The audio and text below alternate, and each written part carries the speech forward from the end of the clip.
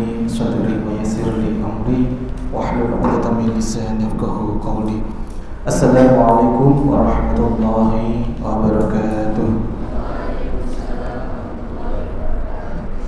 Alhamdulillahirabbil alamin. Rabbana walakal hamdu hamdan katsiran tayyiban mubarakan fihi mubarakan alaihi kama yuhibbu rabbuna yarda. Asyhadu an la ilaha illallah wa asyhadu anna Muhammadan abduhu wa rasuluh. Allahumma shalli ala sayyidina Muhammad wa ala ali sayyidina Muhammad wa ala alihi wa sahbihi wa man tabi'ahum bi ihsan ila yaumiddin. Amma ba'd. Alhamdulillah, hari ini kembali kita bisa belajar di rumah Allah, di Masjid Hamdul Quran. Semoga dengan kita masih dimudahkan untuk beribadah, menjalankan sholat zuhur berjamaah ini adalah insyaallah tanda bahwa Allah sungguh-sungguh sayang dengan kita. Kita masih bisa diizinkan untuk beribadah, ini adalah bagian dari kasih sayangnya Allah, rahman rahimnya Allah, cintanya Allah kepada hamba-hambanya yang dipilih dan terpilih. Maka mari senantiasa kita bersyukur kepada Allah kapanpun, dimanapun, ya, terutama di setiap detik kita, di setiap kehidupan nafas kita. Mari bersama-sama, ya, saya hantarkan bersama-sama kita mengucap kalimat tahmid bersama-sama. Alhamdulillahirabbil alamin. Semoga dengan teriring rasa syukur ini Allah semakin tambahkan nikmat kepada kita. Teriring dengan rasa syukur ini Allah semakin tambahkan ilmu kepada kita. Teriring dengan nikmat yang senantiasa kita peroleh ini, yang kita syukuri, Allah semakin hadirkan kesehatan, kelapangan hati kita, dan kita pun semakin dihadirkan pula ya, ridhonya Allah. Yang kedua, semoga kita dengan senantiasa ittiba kepada beliau, baginda Nabi Muhammad SAW, senantiasa kita bersolawat kepada beliau, ya. Allahumma sholli ala Muhammad, Allahumma sholli alaihi wa ala alihi wa sahbihi. Semoga dengan sholawat ini menghantarkan pula kita nanti termasuk umat-umat yang diakui beliau, yang dicintai oleh beliau Rasulullah, dan kita nanti bisa berkumpul bertetangga di surganya Allah bersama dengan Rasulullah. Amin. Amin. Alhamdulillah, kita kembali di sesi nasihat santri. Pada kesempatan kali ini kita lanjutkan di kitab Nasha'ihul Ibad. Kalau di nasihat santri yang ke-9 kemarin kita pakai kitab Ayyuhal Walad. Kemarin membahas tentang muflis, ya, orang-orang yang merugi, ya, kemarin. Maka kali ini kita ambil salah satu nasihat, ya, dari kitab Nasha'ihul Ibad, nasihat yang kita ambil di kitab yang ditulis oleh beliau Syekh Nawawi Al-Bantani, ya, saat ini tentang Munajat Al-Shibli, ya. Tema kita kali ini adalah nasihat santri, judulnya adalah nasihat Munajat Al-Shibli. Apa itu Asyibli? Asyibli ini, ya, oleh Syekh Nawawi Al-Bantani diambil dari nama lengkap Abu Bakar Al-Shibli, ya, Abu Bakar Asyibli. Abu Bakar Asyibli ini memiliki nama asli, yakni Dalf ibnu Juhdur. Dalf ibnu Juhdur. Di dalam kitab Nasha'ihul Ibad, nasihat tentang Munajat Asyibli ini masuk di nasihat ke-28. Tapi kita di nasihat santri di PPTK Hamdul Quran ini nasihat yang ke-10, ya, diurutkan, kita nasihat yang ke-10. Abu Bakar Asyibli yang bernama asli Dalf ibnu Juhdur, beliau ini seorang ulama ma'rifat, ya, itu dari Baghdad. Beliau lahir di Baghdad, besar di Baghdad, ya. Kalau saat ini berarti negara mana Baghdad itu? Baghdad negara mana? Irak, ya. Baghdad itu negaranya negara Irak. Beliau ini seorang ulama makrifat, pengikut mazhab Maliki. Jadi beliau ini pengikutnya Imam Al-Junaid bermazhab Maliki. Beliau semasa hidupnya diberikan kesempatan oleh Allah, ya, hidup sampai usia 87 tahun. Jadi Abu Bakar Asyibli ini hidupnya sampai dengan 87 tahun. Ya, beliau wafat pada tahun 334 Hijriah. Artinya kalau beliau wafatnya 334 Hijriah, maka beliau harusnya lahirnya tahun berapa Hijriah? 247, ya, insyaallah. Beliau dimakamkan juga di Baghdad ya, dan beliau masyhur sekali ya, gelar beliau adalah ulama ma'rifat. Apa itu ulama ma'rifat? Ya, ulama ma'rifat ini ya, yang dimaksud ulama ma'rifat adalah beliau-beliau para ulama yang sungguh-sungguh ya, mengenal tentang zat-zatnya Allah. Sepanjang hidupnya para ulama ma'rifat itu memfokuskan dirinya itu tentang perbaikan akhlaknya. Mengapa? Karena para ulama ma'rifat ini senantiasa hatinya itu dipenuhi dengan cahaya ma'rifat, dipenuhi dengan cahaya keagungan Allah. Jadi ulama ma'rifat ini orang-orang yang senantiasa merasakan kehadiran Allah. Belum tentu bisa melihat, tidak mudah untuk bisa melihat di level ma'rifat. Tapi setidaknya para ulama ma'rifat ini orang-orang yang senantiasa merasa diawasi oleh Allah, dilihat oleh Allah, kapanpun dan dimanapun dia merasakan kebersamaan dengan Allah. Maka para ulama ma'rifat ini tidak mungkin mau melakukan sesuatu yang tidak seizin Allah. Dikit-dikit ngecek. Kalau mau berkata-kata saja, kalau ketemu orang lain, dia akan mikir, kira-kira orang nanti kalau saya ucapin ini ridho nggak sama saya? Karena dia yakin betul bersama dengan beliau, Allah itu senantiasa mengawasi, Allah selalu membersamainya. Kenapa banyak orang di luar sana mudah sekali ngambil haknya orang lain, merendahkan orang lain, bertutur kata sampai membuli orang lain? Kenapa? Karena belum ya, dirinya itu di makom ini, karena dia belum menyadari bahwa Allah itu senantiasa ada. Kenapa masih banyak orang di luar sana berbuat baik kalau dilihat ada gurunya? Kenapa ada orang yang akhlaknya bagus banget kalau pas ada ustadznya saja, kalau pas gak ada ustadznya dia gak baik? Kenapa? Karena belum sungguh-sungguh dia menyadari keberadaan Allah itu kapanpun dan dimanapun Allah itu mengawasi kita, melebihi CCTV ya. CCTV itu kan 24 jam non-stop. Allah lebih dari itu, Allah mengetahui kita. Kalau sungguh-sungguh kita berada di cahaya ma'rifat itu, Masya Allah, setiap detik kita tidak lain kecuali di jalan yang Allah ridhoi. Coba deh, di level kita ini sudah sampai belum? Ya, belum. Tapi kita terus untuk berjuang menuju di sana. Coba dicek dulu sholat kita, antara ada ustadznya, antara dilihat oleh orang tua kita dengan sholat kita ketika sendirian, sama enggak? Kalau berbeda, artinya kita belum sampai di level ini. Kalau pas ada orang tua, pas ada gurunya, sholat saja dikhusu-khusuin, dilama-lamain. Kalau pas sendiri saja sholatnya buat satset gitu ya, itu artinya apa? Ya, nggak sungguh-sungguh kita menyadari, nggak sungguh-sungguh level keimanan kita itu hanya level di lisan saja. Tapi kalau sungguh-sungguh kita menyadari, ya Allah itu sungguh-sungguh ada, maha mengetahui, maha melihat, maha mengawasi kita, kapanpun dimanapun kita akan berhati-hati karena Allah senantiasa hadir. Ya. Maka seorang Abu Bakar Asy'ibli ini bukan orang sembarangan, sampai-sampai Syekh Nawawi Al-Baghdadi mengutip makalahnya beliau dan juga terkait dengan riwayat kehidupan beliau. Nah, pada suatu hari ya, Abu Bakar Asy'ibli ini datang kepada seorang ulama yang bernama Ibnu Mujahid. Ya, tadi nama lengkapnya siapa? Abu Bakar Asy'ibli. Ini sedang silaturahmi ke salah satu sahabatnya, ulama bernama Ibnu Mujahid. Nah, ketika beliau hadir di rumahnya, ya ulama Ibnu Mujahid ini, tanpa diketahui asbabnya, tiba-tiba Ibnu Mujahid ini langsung merangkul beliau, memeluk beliau, langsung kemudian mengecup kening beliau.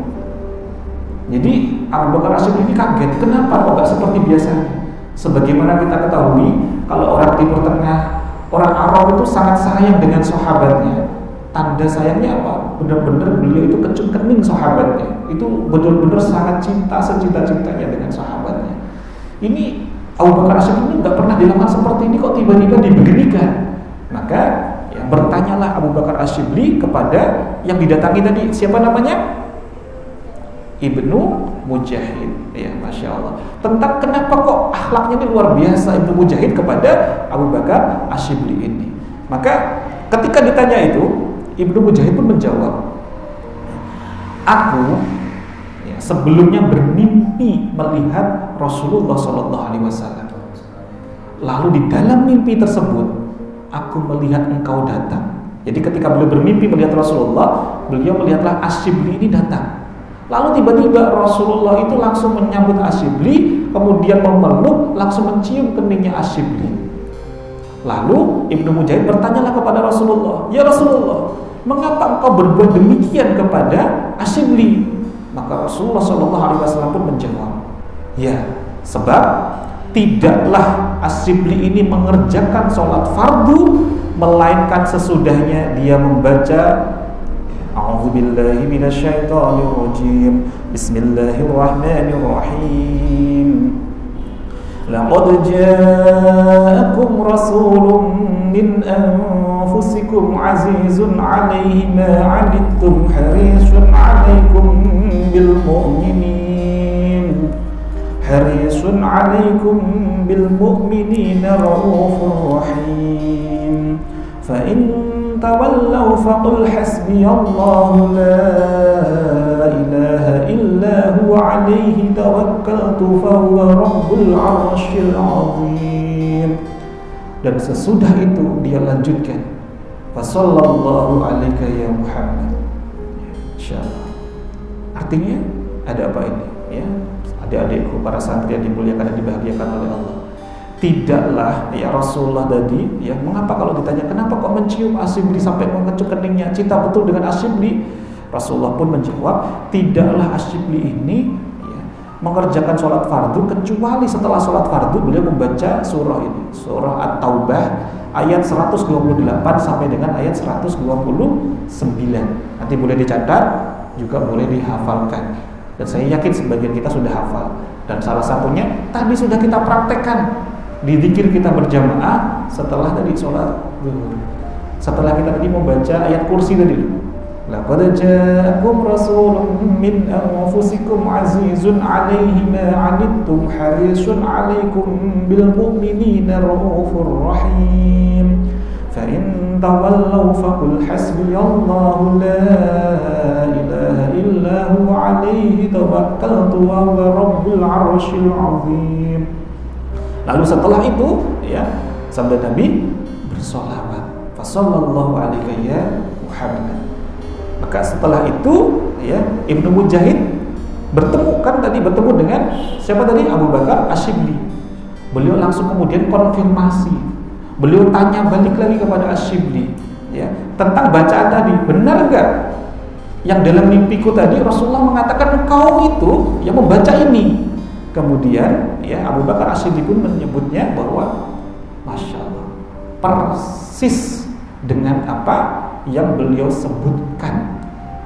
Setiap harinya beliau memang mengerjakan membaca ini. Maka apa artinya ya adik-adikku, para santri-santriku yang Masya Allah dimuliakan dan dibahagiakan oleh Allah, ketika ya Rasulullah SAW bersabda, "Marra'ani fil manam."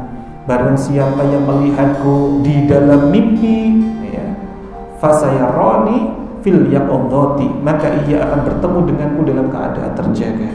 Wala yatamatsalul syaitanu, dan syaitan itu tidak dapat menyerupaiku. Artinya ini diriwayatkan oleh Imam Bukhari ya, hadis dari Rasulullah SAW. Ya, wala yatamatsalus syaitanu bi, dan syaitan itu tidak bisa menyerupaiku.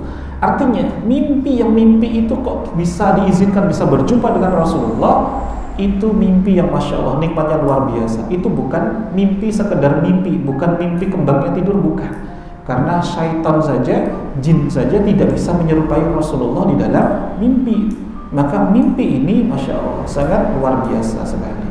Maka di dalam munajat Asyibli ini yuk kita amalkan, kita praktekkan dengan sungguh-sungguh. Kalau yang belum hafal, nanti boleh dicatat dulu, ditandain dulu Quran surah At-Taubah ayat 128 sampai dengan 129. Sebagaimana kita ketahui, para ulama-ulama salafus saleh itu kan Masya Allah. Contoh saja ya, yang kelas 10, siapa saja kelas 10 ya? Mas Syarif ya, sama Mas Gali. Tauhid sudah belajar belum? Tauhid? Udah ya? Udah masuk pertemuan pertama? Belum. Kitab Aqidatul Awam itu musannifnya siapa? Syekh Ahmad Al-Marzuki Al-Maliki. Masih ingat kisahnya? Beliau ketika menuliskan nazam itu, menuliskan nazam 50 nazam itu, sejarahnya dari mana? Masih ingat? Beliau sebelumnya kenapa? Beliau juga mendapatkan mimpi bertemu dengan Rasulullah SAW. Ketika beliau bermimpi, beliau ya masya Allah dituntun oleh Rasulullah untuk mengucapkan nadzam itu. Nadzam di kitab Aqidatul Awam yang kelas 11, masih ingat nadzamnya? Abda'u bismillahirrahmanirrahim ihsani qadimil awali al-akhiril baqi bila tahawuli thumma salatu wa salamu sarmada ala nabiyil man qad wahada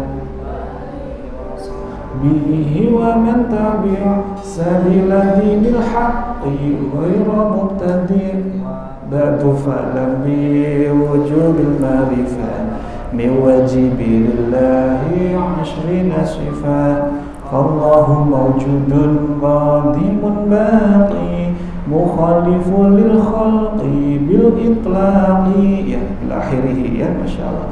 Artinya para salafus saleh pun juga mendapatkan ya tuntunan dalam menjalankan ya kehidupannya, syariatnya, dalam ibadahnya, muamalahnya, masya Allah itu juga senantiasa dekat dengan Rasulullah, dituntun dan dibimbing. Bahkan dalam riwayat ya tersebut kitab Aqidatul Awam itu bukan hanya sekali beliau didatangi oleh Rasulullah, beliau berikutnya mimpi lagi ketemu dengan Rasulullah, gantian disimak sama Rasulullah terkait dengan nadzam tadi. Masya Allah. Jadi kan nadzam Aqidatul Awam itu kan tentang akidah 50 kan, aqaid 50 ya, aqaid 50 ya, akidah 50. Maka sebagaimana tadi tentang kitab tadi ya Aqidatul Awam, maka termasuk munajatnya Asyibli ini ya bukan munajat sembarangan. Maka coba kita resapi dulu dari Quran surah At-Taubah ayat 128 sampai dengan 129 ini ya. Laqad ja'akum ya, sungguh-sungguh ya, dan sesungguhnya laqad ja'akum telah datang kepada kalian rasulun min anfusikum, seorang rasul dari kalangan kalian sendiri. Artinya sungguh-sungguh ya telah didatangkan oleh Allah kepada kita seorang rasul ya. Azizun alaihi ma'anittum harisun alaikum, berat terasa olehnya penderitaan kalian. Artinya apa? Rasulullah itu sungguh-sungguh bisa merasakan apa saja yang dirasakan oleh umat-umatnya. Jadi berat terasa olehnya penderitaan kalian. Rasulullah pun bisa merasakan apa yang kita rasakan sesungguhnya. Bagaimana perjuangan umat-umatnya setelah beliau, Rasulullah pun tahu sejatinya. Masya Allah. Dan dia sangat menginginkan keselamatan bagi kalian. Artinya Allah itu Masya Allah karuniakan kepada kita ini ya, seorang Rasul yang sangat luar biasa. Beliau bisa merasakan apa yang kita rasakan, dan beliau pun juga sangat menginginkan keselamatan kita. Artinya apa? Rasulullah itu sangat cinta dengan kita. Apalagi kepada siapa? Umat-umatnya yang belum pernah dijumpai oleh Rasulullah, tapi justru terus senantiasa bersolawat pada Rasul, ittiba kepada beliau, menjalankan sunnah-sunnah beliau. Kalau Rasul melihat sahabat-sahabatnya beriman, wajar, karena bertemu dengan beliau, ketemu langsung cinta, wajar. Kita yang belum pernah berjumpa, baru disebutkan namanya kok kita bisa muncul rasa mahabbah, sayang banget dengan Rasulullah. Inilah yang Rasul senantiasa sebut-sebut ya.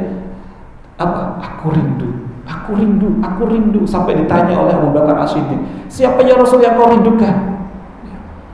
Yang aku rindukan adalah siapa? Saudaraku. Siapa saudaramu itu? Bukankah kami ini ada di sekitarmu ini saudaraku ya Rasul? Bukan, engkau itu sahabatku. Saudaraku adalah dia yang belum pernah berjumpa denganku. Ya umatku belum pernah berjumpaku, tapi dia senantiasa ya mau mencintaiku, menjalankan amal-amal sebagaimana apa yang aku ya nasihatkan, menjalankan sunnah-sunnah beliau. Masya Allah. Maka siapakah itu? Kita yang sangat dicintai oleh Rasul. Masya Allah. Maka bismillah, kita dengan terus ya belajar thalabul ilmi ini ya, semakin kita terus belajar, terus ya sungguh-sungguh ittiba kepada Rasul, insyaallah kita pun nanti juga termasuk mendapatkan ya salah satu buahnya. Buahnya adalah ya syafaat dari beliau. Amin Allahumma amin. Kita lanjutkan lagi ya, Masya Allah. Bil mu'minina raufur rahim ya. Dan Rasul itu amat berbelas kasih sayang terhadap orang-orang yang mukmin. Masya Allah. Rasul itu sangat sayang banget dengan kita. Fa in tawallahu, ya, dan apabila kita ini berpaling, mereka itu berpaling, maka Rasul itu ingatkan di sini, ya masyaallah. Maka ucapkanlah, faqul hasbiyallahu la ilaha illa huwa alaihi tawakkaltu fa huwa rabbul arsyil azim. Cukuplah Allah bagiku, tiada Tuhan selain Dia, hanya kepadanya aku bertawakal dan Dia adalah Tuhan yang memiliki arsy yang agung. Maka ini ya firman Allah ini bukanlah ya hanya sekedar ya firman hanya sekedar yang ada di Al-Quran yang kita baca saja, bukan, tapi ayo kita amalkan, ayo kita jalankan, kita baca di setiap selesai sholat fardu, ya termasuk ini akan menghantarkan kecintaan Rasulullah kepada kita. Asyibli saja sampai dikecup keningnya, insyaallah, oleh Rasulullah, insyaallah. Maka ini ditambah dengan apa? Sesudah baca ini ditambah dengan sholawat. Sallallahu alaika ya Muhammad, ya sallallahu alaika, semoga Allah melimpahkan rahmat kepada beliau, kepada baginda Nabi, ya Muhammadu, ya wahai Muhammad sallallahu alaihi wasallam, insyaallah. Ya, barakallahu fikum. Insyaallah kita nanti akan lanjut, nanti kita tambahkan salah satu kita juga di pertemuan yang akan datang, di kitab Nasuhul Ibad, doa yang sangat masyhur, doanya Nabi Musa ketika beliau sedang berada di tengah himpitan yang sangat dahsyat, ketika tidak tahu lagi solusi harus kemana, ketika dikasih persoalan yang sangat luar biasa, dikejar-kejar tentara Fir'aun, hendak dibunuh, enggak melihat solusi dimanapun, terus kemudian beliau berdoa dengan doa yang sangat masyhur ini. Doa ini beliau ucapkan, yang kemudian langsung Allah jawab dengan turunnya wahyu dari malaikat Jibril. Untuk apa? Diperintahkan untuk memukulkan tongkatnya, sehingga solusi ternyata terang sekali di depan. Yang awalnya kelihatan laut merah itu seakan-akan bukan jalan, ketika itu dipukulkan langsung terbelah. Masya Allah, ini doa yang sangat mustajab. Insya Allah nanti kita berikan di nasihat di santri selanjutnya, ya, sebuah doa yang sangat masyhur yang diucapkan oleh Nabi Musa alaihi salam, yang kita ambil juga dari kitab Nasuhul Ibad. Ya, barakallahu fikum. Semoga apa yang kita pelajari hari ini bisa memberikan manfaat dan bisa kita amalkan dalam kehidupan kita sehari-hari. Amin Allahumma amin.